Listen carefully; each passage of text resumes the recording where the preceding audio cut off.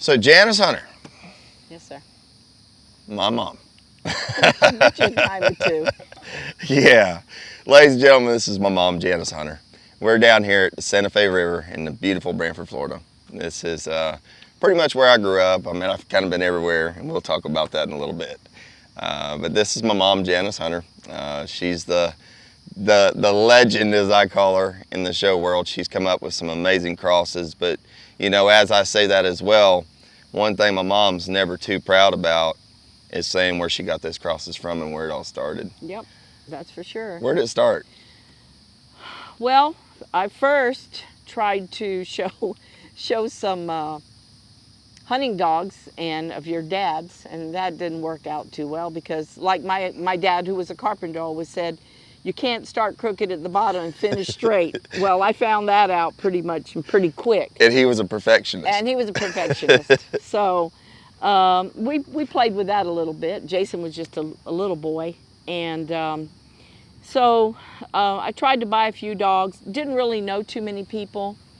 And because of that, most everybody was up north that had show dogs, you know. So it took me quite a while to find 2 or 3 that were decent dogs. But I finally, we were actually at a PKC event, and it might have been where I first met him, and I met Sheldon Swenson there. So Sheldon Swenson.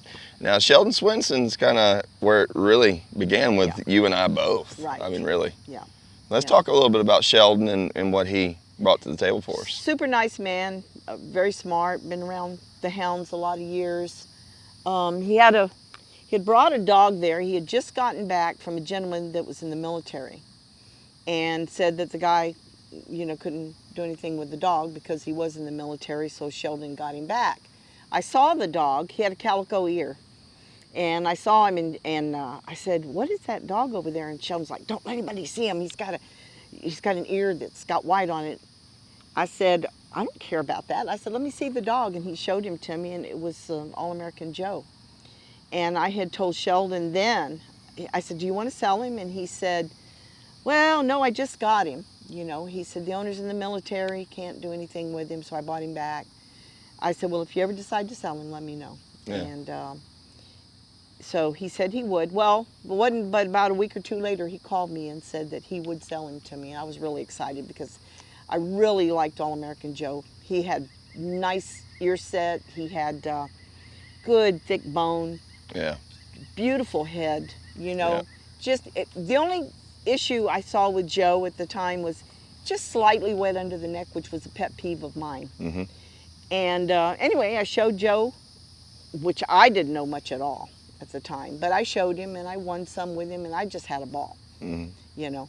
But in the meantime, Sheldon had decided to quit, and I don't know if I'd seen him somewhere or I talked to him, I talked to him, and he had a couple bitches he was going to sell, and one of them was Hidden Lake Tammy Sue. Well, you know, I knew the Tammy line, so I pretty much bought her, and I think she was a world champion at the time. And so I went ahead and bought Tammy Sue. And, you know, it kind of all started from there. Anyway, he told me the bitches he had, and he had told me about Hidden Lake Tammy Sue. And being I knew her bloodline, I just said, yeah, I'd like to get her. Yeah. I needed a good bitch to go with Joe. Why her? Well, I'd seen some pictures of her.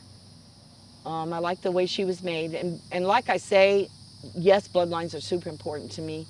But physical appearance is a lot to me, too. A lot of people buy dogs unseen, by their pedigree. But I like to look at the individual, too. Yeah. Yeah. And Tammy was very clean made. And being Joe was slightly wet, and that was in my opinion, his only fault. I wanted to get that bitch, so I got Tammy Sue. Right. And then she's the one that produced the little Meg female, and then, that was a granddaughter. And the Tammy female that Steve Randolph had, and I think Tricia showed her some too. She done a lot of winning. Oh yeah. Yeah. Yeah. She went to Westminster. She went to Westminster. She sure did. She was a nice female. So anyway, we started with that, and then we were at Autumn Oaks. It was either the same year or the next year, And we went by there in Sheldon, where they park the golf carts now. Sheldon used to tie his dogs out there. And we walked by there. Wayne and I both walked by there. And he had this little bitch laying there. And I looked at her. She wasn't a little bitch. She was a big bitch. And I looked at her and I said, Wayne, she's really nice, you know. Very aloof. She wasn't friendly at all, you know. And Sheldon was there, so I talked to him and I said, what is that female there? Oh, well, you know, I'm getting out. He said, she's for sale. And I think she went back to some of Gerald Black's stock. But we stood her up there on the ground and I looked at her and I said, you know, I had bought a Key Largo dog from him there, and I'd brought enough money to buy that, so I didn't really have enough cash to give him for Ann. But I told him, I said, if you'll hold the papers, let me take her. As soon as I get home, I'll send you a check, you know. And he said that would be fine, so we bought Ann. And as much as I liked Tammy and her line, Ann turned out to be my really strong. Now, what did Ann produce? Oh my God, what didn't she produce? Yeah. You know, I mean, you know, we had Locked and Loaded, we had Barbie, we had Stroll for Gold, we had, I mean, I could go on and on and on. There was bunches and bunches of really fine dogs that she produced. What is, something I really want to know is, so we're at what, 24 years of doing this now, 25? Something like that, yeah. We're quite a long time, because I'm 40. Yeah. So it has to be longer. Oh gosh, well you were just... I was a kid, so you got to be talking home. Yeah, and now, you know, when we first started, you know, we started with the hunting dogs, and you were a baby then. And I mean, we used to carry you in the woods on our shoulders. So when you met my dad, what were you doing at the time?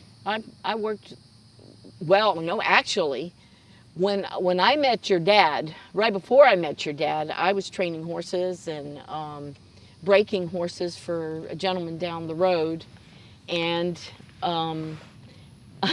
my dog had gone missing, and I couldn't find her. Her name was Roxy, and she was named right because she was dumb as a box of rocks. Yeah. She was a boxer. She was a sweet little girl, but dumb as she could be. Right. She got lost in the woods around our house, so animal control came down the road. Lights and sirens? Well, no lights and sirens, but he was just easing along there, and I said, uh-oh, I bet you he's picked up my dog. So I flagged him down, and the guy said, no, ma'am, I haven't seen your dog. He said, but if I do, I won't pick her up because I'll charge you a bunch of money to get her out. Well, that turned out to be your dad. Yeah. So I got to knowing him and talking and so forth, and anyway, I started working in animal control, which was it was Tampa, so it was a big animal control. And how long were you an animal control officer? Well, there for about 8 years, and then in Suwannee County about 18. Suwannee County, Florida? Yes. Wow. Suwannee County. 18 years? Yep. So, but anyway, so that's how Wayne and I got together. And like I said, and you know, about a year after we got married, you were born. And then, you know, we were racing horses at the time. Dad said he used to carry me on, when she was carrying me in her womb. Yeah. Mom was barefoot in the swamps. Yeah. Because your shoes? My feet swelled. I couldn't put the hunt boots on. So and you still walk through the swamps? Barefoot. What were you thinking? That's what your dad asked me. He said, are you freaking crazy? But I did. Because you loved it. Well, you know, I thought I was 10 foot tall and bulletproof back then. Right. Wouldn't do it now. Right, yeah. But that was. Now you get on to me. Yeah. Now you get on to me. Yeah, absolutely. That's all right. Well, you know, and some of your biggest takeaways, let's talk about some of your biggest takeaways in your career as an animal control officer. You know, you done some pretty neat things. You know, I posted the other day on Facebook, and I know you saw it, about where I went and done search and rescue with Houston. I lost my boat there and all that. But what people don't know, many people don't know, is you went to Katrina. Yeah, we went to Hurricane Katrina. Yeah. And tell us a little bit about Hurricane Katrina and what you did and what you were involved with. And it was the DART program? Is that what it was? Yeah, I started disaster animal response in Suwannee. You started it? There was no, we didn't even have a shelter in our county. Right. I started the shelter in Suwannee County, and then we started the DART program there in the county, and we actually commandeered a retired school bus, took all the seats out, turned it into a animal rescue bus. Wow. So then when Katrina came along, we went to the sheriff, because I worked for the sheriff's office, and we asked him, is there any way we can go down there and help? And he said, absolutely. You know, we left one person. So the sheriff at the time was Al Williams? Al Williams, yep. And we went to him, and he said, yeah, go ahead and go. So we went ahead and He had a good soul, didn't he? He was a good man. Yeah. Still is a good man. He is a good man. Yeah, we're not speaking of Yeah, him no, as sorry, Al. he's still alive. Yeah.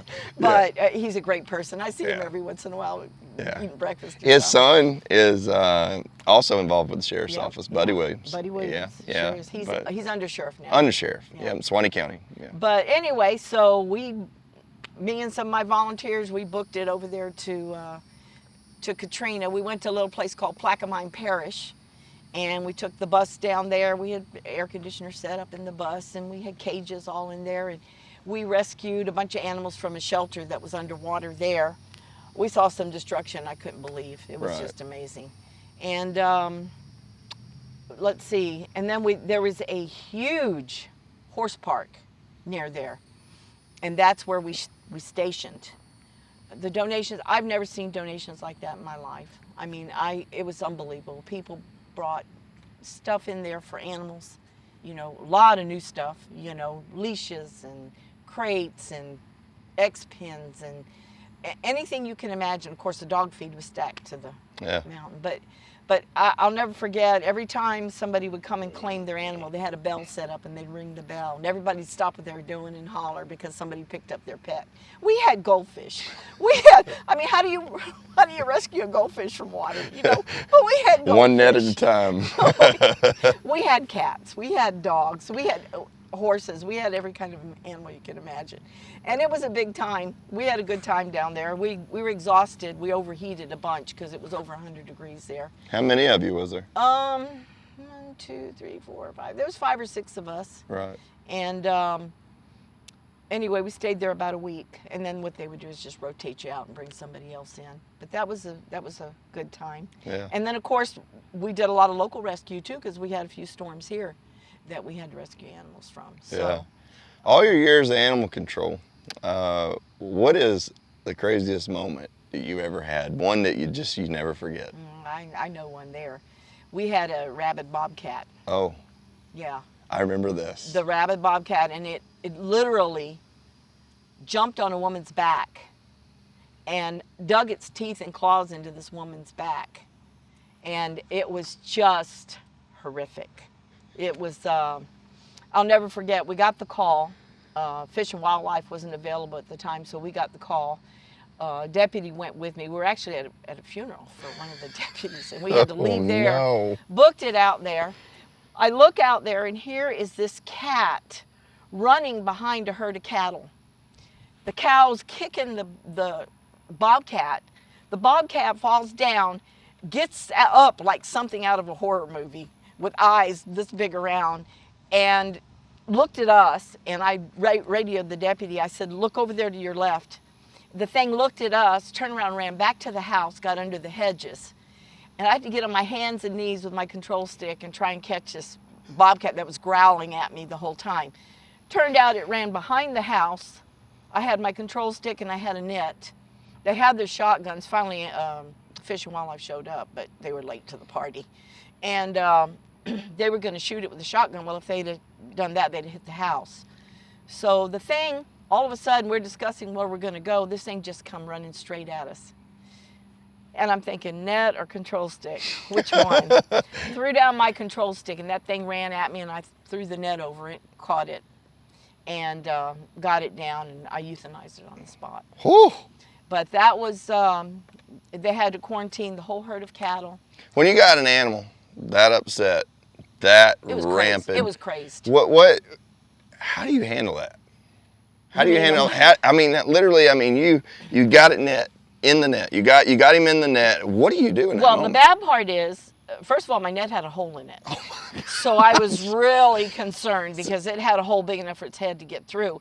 But what happens is when you have an animal that's out, because they're strong and they're fighting. Right. And that net the rim will come up off the ground. So you have to make sure you got that rim on the ground. And then, you know, of course I held it down with my foot. I couldn't hold it down with my hands, but held it down with my foot, and then we tranked it first, and then I euthanized it. But it was, and there was 3 of us there. So it was a new, but he was brand new. So it was Boone. He was brand new. Brand new. And he's like, what the heck is going on here, you know? So anyway, I handled it, you know, and it was Mary Lou Ramirez. Oh, yeah, you know, with the sheriff's office. With the sheriff's office, yeah. deputy. Yeah. And she's tough now. She was right there with me. Oh, man, Mary Lou, she's tough. She's tough as a lighter knot. She is tough. She's tough. So that was one real memorable moment. You know, as far as being an animal control officer, the hardest part of your job, I know that you struggle with because I lived with you, was having to do euthanasia. Yeah, without a doubt. You know, and I mean...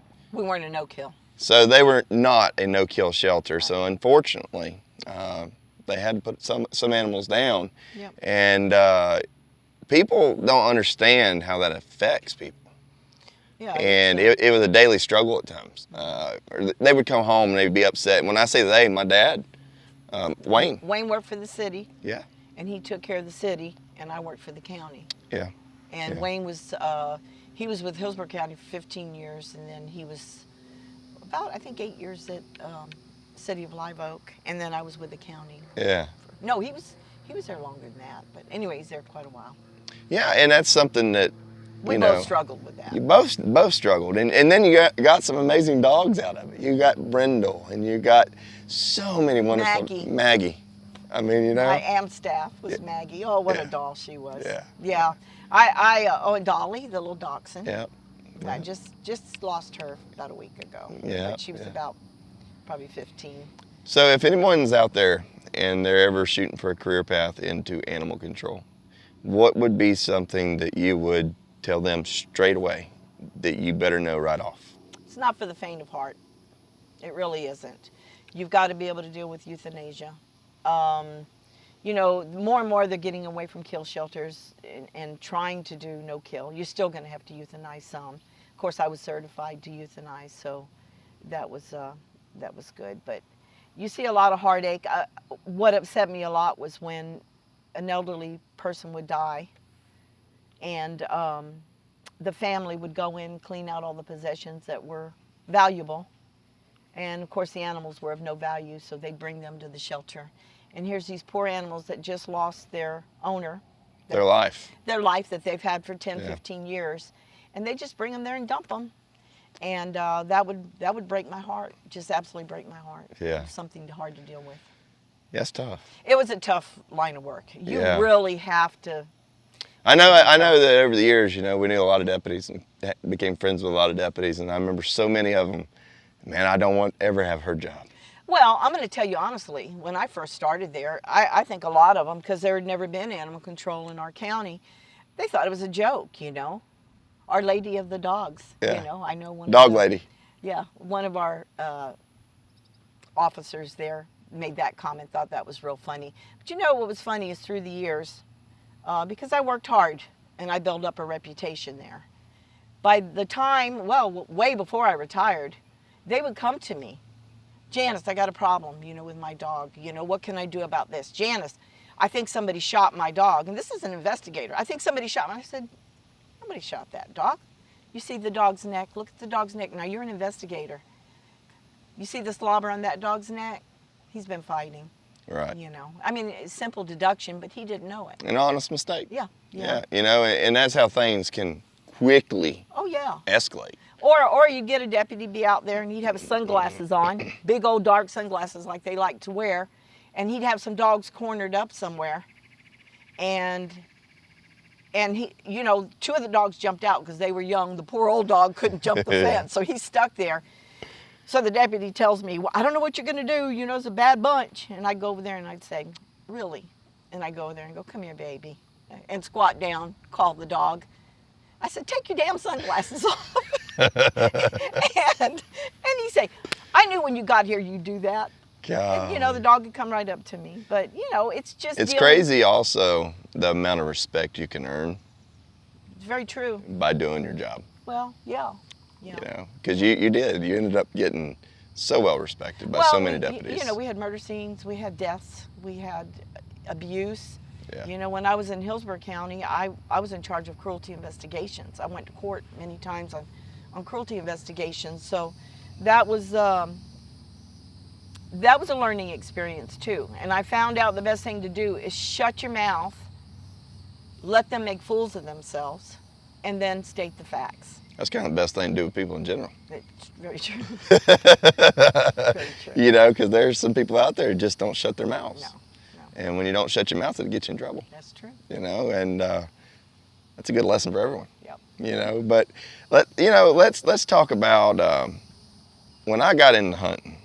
A lot of people don't know this, and I mean, I was on your back riding through the woods and everything, and that stuff I really don't remember much of that. And by the time Dad got into racing horses. Yeah. So tell me, do you know roughly what year you got into racing horses?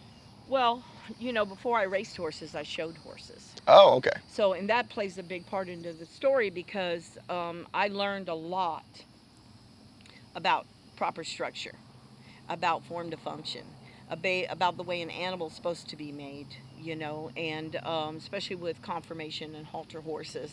You know, you have to have your 45-degree angles and your correct turn of stifle and your neck set into your withers right. And it's the same thing with dogs, you know. Right. Same thing with dogs. So I did that for years. And of course, then when your dad and I got together. When I got into hunting, a lot of people don't know this. And I mean, I was on your back riding through the woods and everything.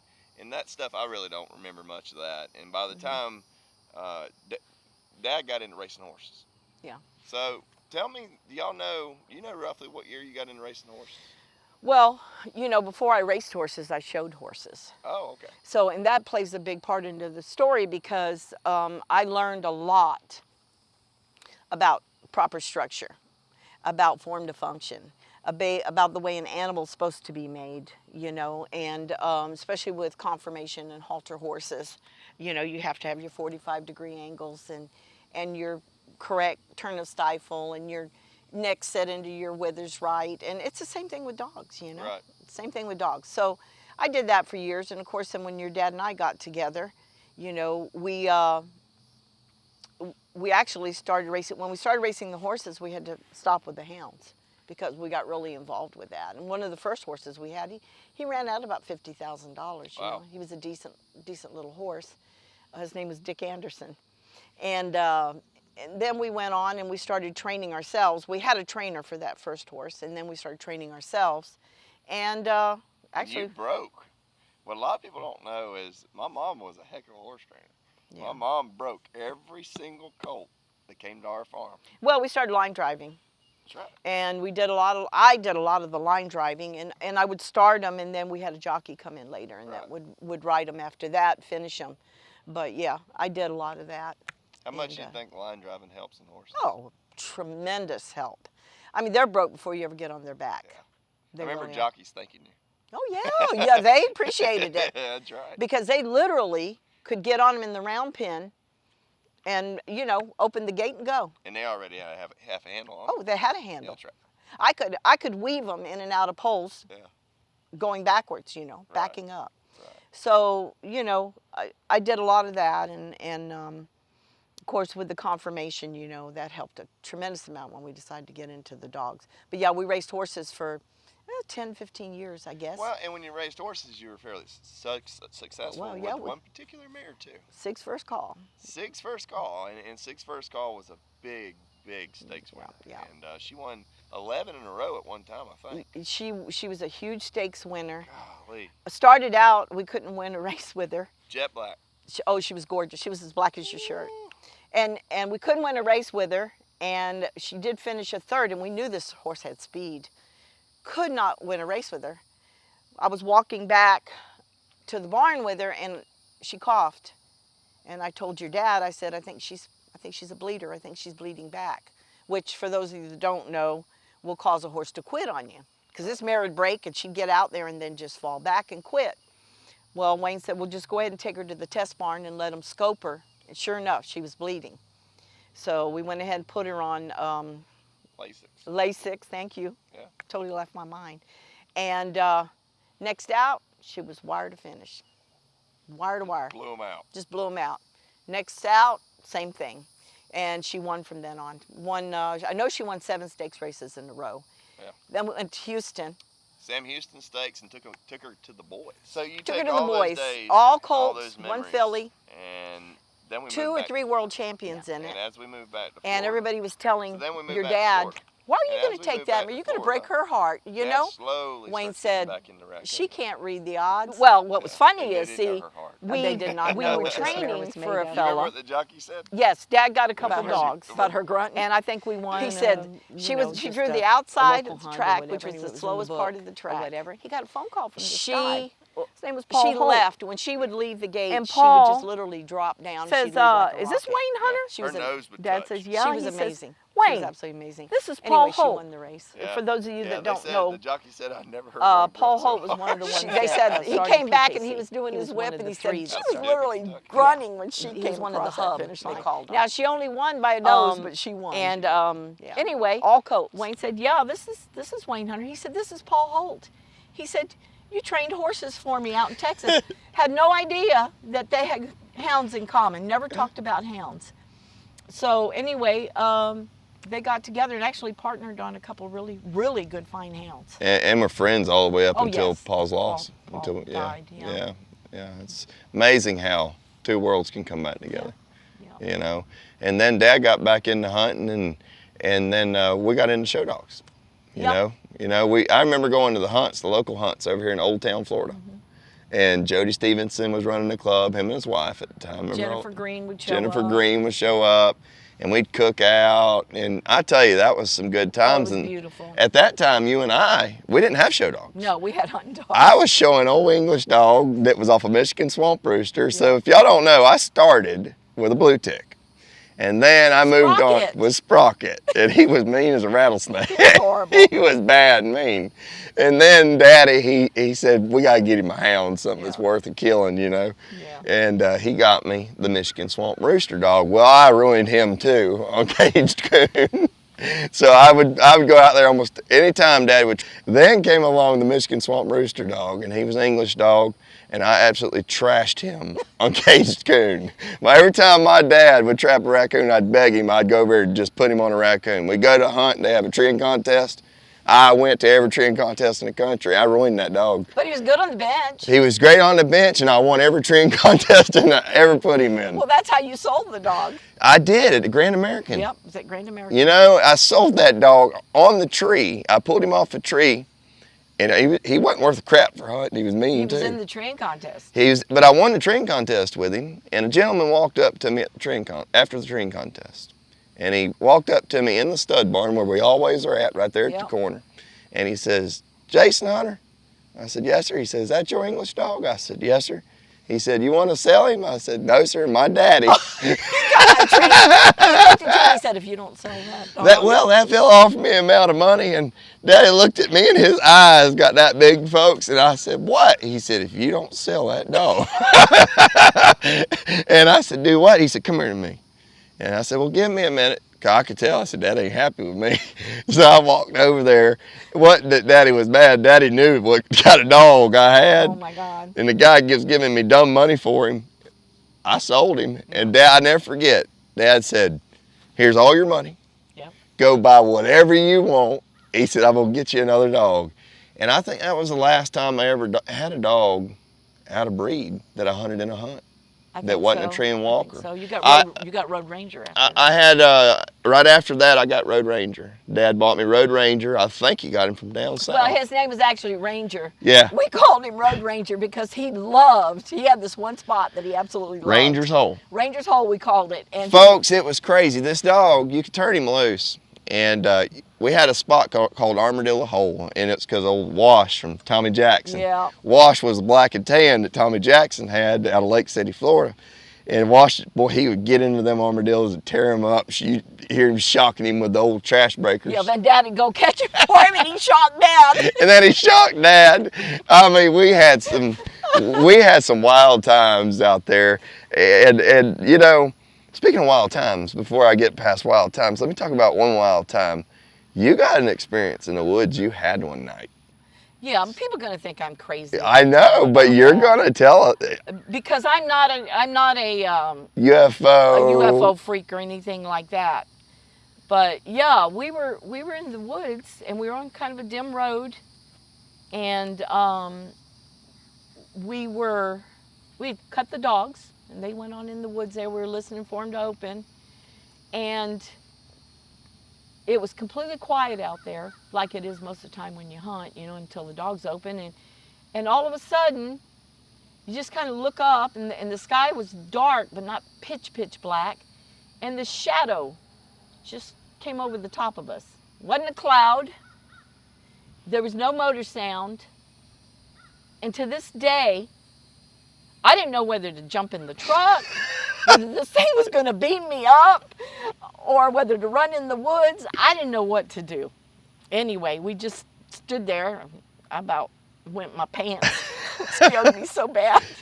But anyway, and then it just kind of eased off. No sound? No sound. No major lights or anything like that. But you could see that it was sort of, it wasn't really a circular, but it was sort of cylindrical. Yeah. Cylindrical in shape. So that was the weirdest thing ever happened to me. There's some wild stuff out there. Yeah, there really There's is. some wild stuff, you know. Remember the time I got hit by a snake? Yes, I do. Yeah, I was crossing over a canal. It's a moccasin, wasn't it? Yes, ma'am. It was, you know, it was crazy. I was crossing over a canal. And as I was crossing over that canal, I stepped down and a snake hit me, and it felt like a baseball bat. Well, your dad had told you, be careful. Yeah, he got on my butt. He said, be careful when you drop down in that slough right there. Some snakes is everywhere. They're eating all them little fish and everything. And I couldn't believe he said that, because no quicker than he said that, I stepped down there. And when I did, boom, he hit me in the leg. Well, you had your boots on. I had my boots on. But it went through my boot and it poked me. And I never forget, I ran up there, I was scared to death. I screamed, Dad, I just got hit. And Dad runs down there, he looks. The freaking snake had a catfish in his mouth. Yep. If it wasn't for the catfish, it was a little one, but it was... but it was the little tiny barb on the catfish that poked me. It went completely through my boot. Yeah. If it wasn't for that catfish, man. You'd have been snaked. And the bad part was we were probably an hour away from a hospital. Remember when the bug got in my dad's ear? Oh, yeah. And saved his life. Yeah. Sure did. A lot of people don't know that story. Yeah. Yep, he was hunting and he had shining his light, and a bug flew in his ear and he couldn't get it out. He took a stick and he's trying to get the bug out of his ear with a stick. Anyway, he couldn't, so, you know, like anybody else would, he went to the ER. And when he went in there, they took him in and started doing his vitals and stuff. And they asked him, how are you walking? And he said, what do you mean? He didn't know what kind of damage the bug had done, you know? What did he do to my brain? But his blood pressure was messed up. Yes, seriously, bad. And so anyway, they admitted him and found out he's got a heart murmur anyway, but they found out that, you know, that leaking valve was causing some issues. So they had to go in and put him on some medication and stuff. But he was in the hospital for a little bit. Of course, the bug was not an issue. They got the bug out. But I remember that doctor saying, if it wasn't for that bug, you'd probably been dead. Probably been dead. Yeah. I'm telling you, it gives me chill bumps. I know. You know, it's crazy because, I mean, you never know. No. And then a bug fly in his ear and he goes and gets checked, and just like that, something saved him. Yep. So, you know, I mean. Those are all crazy. Little hunt stories. Yeah. I mean, we had a few of them. You know, that one time that we had to literally crawl to the dogs. That was horrible. Welcome to Florida. Yeah. Well, I've never, ever, I mean, we've been in a lot of rough places, but never to where you were literally going through a tunnel of where the game had made the tunnel, you know, and you just had to crawl on your hands and knees, and you had to go to the dogs. Dogs were treed in there. And, I mean, we literally threw the rifle away because we had to crawl. And we got the dogs. The coon was there. Shot the coon, and it hung up in the tree. Couldn't believe it. Anyway, and there was just a little circle around the tree where you could literally stand up. But to come back out, and then those paths went all different directions. Ugh. Your dad lost his compass because this is back in QTR 10M days. Yes. Mm-hmm. And we were trying to figure out which way to go to get back to the truck. So Anyway, we thought we were going to be spending the night in the woods, but we got out and it worked out okay. He found his compass. It got lost in the woods. So we talking about the little local hunts where we got started. Yeah. And I started with my little English dog, and I done a little winning with him. Then I sold him, and after I sold him, you started getting into some show dogs, and then you got Beechwood Ann, and then kind of where'd it go from there? Well, see, what I did was I quit trying to buy other people's dogs, decided to breed my own. I had raised dachshunds. Had dachshunds that did national television commercials. We hadn't talked about that, and then I raised Great Danes for a while. I had different breeds that I'd raised, so I was, familiar with breeding dogs. So I figured, why go out and buy other dogs after they've been picked over? I'll just start raising my own. Never had any intention of being a breeder, ever. Right. I just wanted to raise my own dogs to where I didn't have to go up north somewhere to find dogs to show. So that's where it started, and shortly after that I got Barbie, got Locke, got all the, remember we were at Albany, Georgia, and I had Locke there, and I had somebody wanted Locke, and I told your dad, I said, if you sell that dog, I will be so mad at you. So we sold the rest of the litter, but I kept Locke. You kept Locke, yeah. And he turned out to be a pretty decent little dog. Yeah, locked and loaded. Won PKC World. Yeah, won PKC World. And then of course Barbie, she was exceptional. Yeah, she was really one of a kind. Yeah. One of a kind of hound. And Megan saw her. Megan was going to have her one way or another. She was a beautiful dog. Beautiful dog. Yeah. Beautiful dog, and she was hell to deal with when she hit Megan's hands. Yeah. Oof. Yep. Jeez. Absolutely. Megan did good, and of course then they bred her and got some really nice dogs out of it. And Megan, truthfully, is probably one of the best handlers in the country. She really is. She really is. She's elite. She's one of the best. And she's a sweetheart. Yeah, she's a good person. I love Megan. Yeah, and Danny's a good person. I ain't gonna call him a sweetheart. But. You heard that, Danny? Yeah, I ain't calling you. I have long hair, but you ain't no sweetheart. But And then we had Maker's Mark. Then you have Maker's Mark, and what's the journey? 27 years is what this is. What has this 27-year journey been like? And how have you built this reputation of consistency? Just breeding what I liked. What is it you like, though? Because I've seen your likes in dogs, and then I go over and I look at a dog, and I'm like, man, and then Jason, what is it, Mom? I'm very particular. I do artwork. Right. So I like proportion. I don't. I can't draw a stick, man. You can't draw water, let me tell you. But, that's way too hard to watch. Golly. But, I know proportion. Yeah. And, I'm not always right. I mean, there's some that I pick that down the road I go, this isn't what I thought it would be. But I like a really good, clean neck. I like a nice head. Don't always get the head I want, but most of the times I get a pretty decent head on a dog. I like a nice low ear set, good long ear. I don't want a bloodhound ear, but I want a nice ear. Of course, I like for the head, the neck to tie into the shoulder, right? I like a good 45 in the shoulder. I love good depth of heart. I see some of these hounds out there that are showing, especially in AKC and some of these other shows, that are built like sausages. I mean, from the heart to the flank, they're the same thickness. Yes. I don't know that it's written in the standard, but I know that depth of heart is one of the characteristics of not drum. No, not drum. You're right. And then I like good turn of stifle. I like a nice tail set. I like good color. Yeah. Color's not a deal breaker, but I prefer, a blanket back dog. Yeah. If I can get in a good red head on him, and most of all, temperament. Now, through the years, I've had some dogs that weren't necessarily thrilled about showing. So, I mean, when you're breaking into these worlds and you say, so we're bringing both these worlds together, what is something that you say is going to be one of your toughest obstacles, number one, that you've learned? From getting into both industries, what did you learn is the hardest obstacle to overcome? Just getting to know people and getting to, getting people to accept you, because both industries, whether it's the horse industry or the dog industry, it's kind of a close-knit organization, So I've always been a little bit standoffish, so it took me a little bit longer. You know, somebody that's more of a social butterfly can get in there quickly and make friends and so forth. And, Right. And there's a lot of people that do that, and kudos to them because that's a good quality. Yeah. Living in Florida, it was harder for us to do that because, you know, we weren't making all the shows. We were making a few shows. So it took me a while in that respect. And then most of what, I didn't have a lot of people really mentor me. I don't recall, you know, to be honest, I never had a mentor. No. Now, there was a few times I went to people Right. and asked some questions, you know, but I always had a hard time doing that too. So basically what I would always do, I'd just sit back and watch. Yeah. Yeah. You were excellent.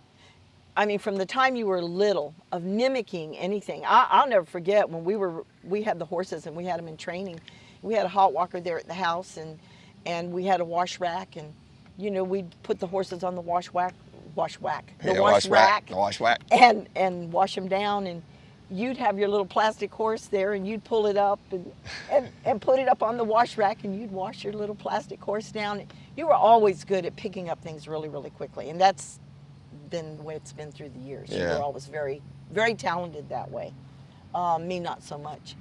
But to me, that was kind of what I had to do, was just sit back and watch, and gradually learned. I still prefer to be a breeder over a handler. You know, it's just not my expertise. I'd much rather watch my dogs. You do such a good job of showing. Well, I get this question a lot. How come your mom doesn't do it? Why do you always do it? Well, and with that question being presented to me, that's something that you and I can both answer. It's something that kind of happened. Yeah. It was never talked about.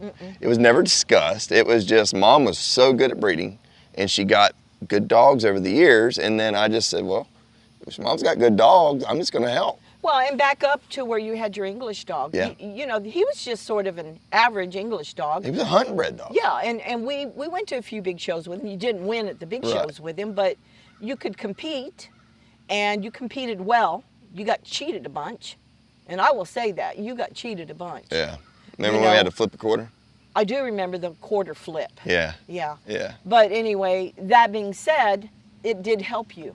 Yeah, it was good for me. Because you learned to compete, and you learned to be tough. And I'll never forget telling you, Jason, you got to take the losses, son. Your wins will come. Hey, you remember, a lot of people don't know this. A lot of folks think I just show dogs.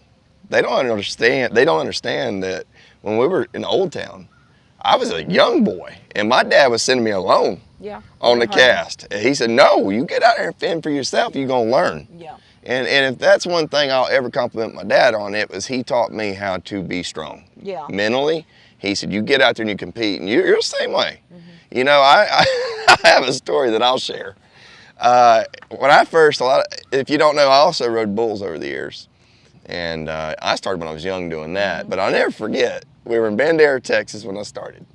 And my mom coming to me, and I said, I want to ride a bull, I want to ride a bull. Well, I was young, I wasn't riding a bull. I was getting on a little steer. Yeah. And I got on that little steer. My mom took me to the local rodeo in Bandera, Texas. I got on that little steer, and they opened that gate, boy, and I just bailed off. I was scared to death. You had to borrow a rope. You had to borrow a helmet. You had to borrow everything. Yeah. And I looked at you and I said, Jason, I didn't pay an entry fee for you to jump off. She got all over me. I said, I cannot believe you just, the gate barely opened and you were on the ground. I said, what the heck? So, oh, no, I promise you next time it'll be better. I said, I'm not going to pay again if you're just going to jump off. Right. Second time, you made it a little further, but you still bailed. I got scared. And I told you, I said, looky here, that's it. Yeah. You know, Mom, promise, one more time. Third time you rode. Third time I wasn't playing around. Next year, you won a buckle. I did. Dustin Mayfield and I tied for that. I remember. Yeah. I remember. 1995. Yep. 1995, Bandera, Texas. Yep. Dustin Mayfield. Yep. Pretty special memories. Kicker's Corner, you know, and then I traveled. A lot of folks don't understand that Colt Miller, CBR world champion. Colt Miller and I, we grew up together. We traveled together. Yeah. And we were going to Kicker's Corner. Mom had the hoopty. Oh, yes. The old wagon car. And, it's funny because I wrote, I'm not a poet by any means, but I've written some poetry about us traveling.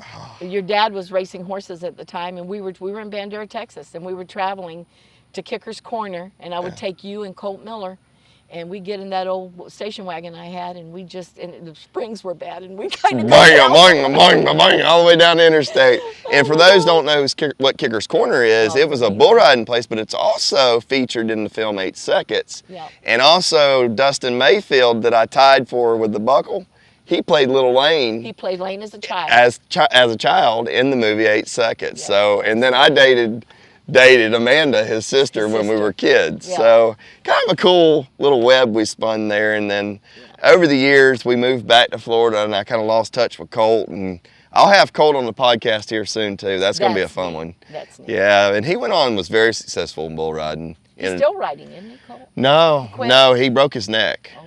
Yeah, he broke his neck, got a pretty bad injury, and he does a lot of hunting now. Yeah, he just got back from overseas hunting, I think in Africa. Really? Yeah, he was doing some really cool hunting over there.